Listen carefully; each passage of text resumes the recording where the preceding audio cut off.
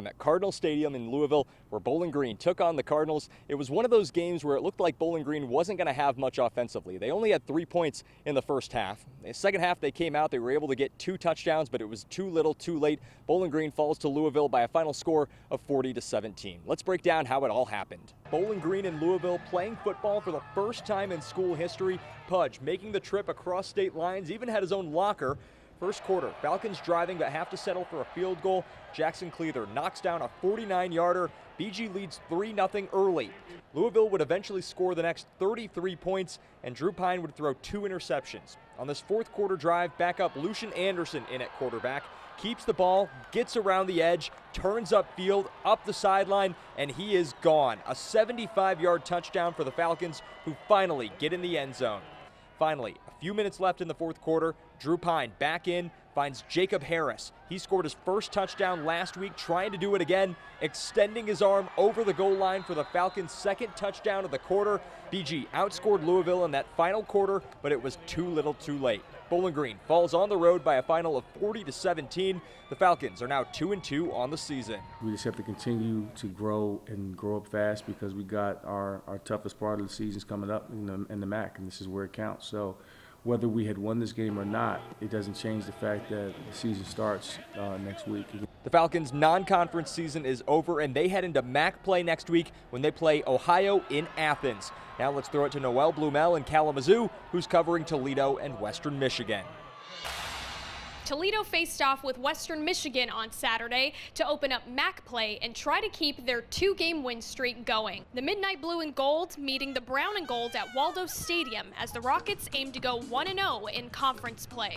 Broncos driving in the first, quarterback drops back, throws the pass, but it's intercepted. Andre Fuller with his first career pick as a Rocket.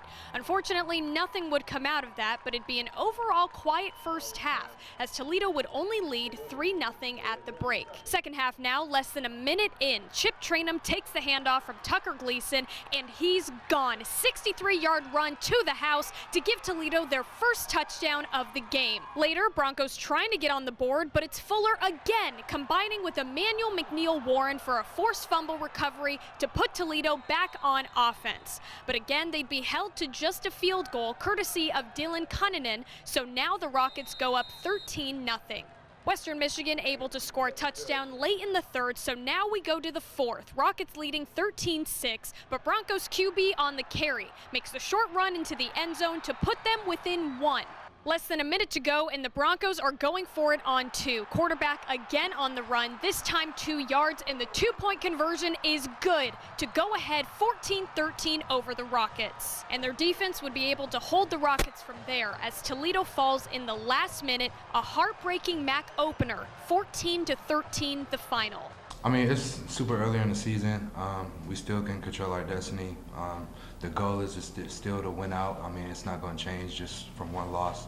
Yeah, it's devastating that we didn't come in here and accomplish the goal that we wanted to accomplish. Obviously disappointed in the outcome of the game. Hats off to Western. Very physical football game. Made a couple plays in the end, and we didn't make them. Got tons of mistakes to fix on the videotape. Got a week here that we have to get back, be ready to roll and get prepared to play next week. But too many errors, self-inflicted things that cost the Rockets today. So, like I said, got to look ourselves in the mirror, be ready to get back on the practice field, be ready for next week. And with that, the Rockets are now 0-1 in MAC play, 2-2 overall, and will face Akron at home next week.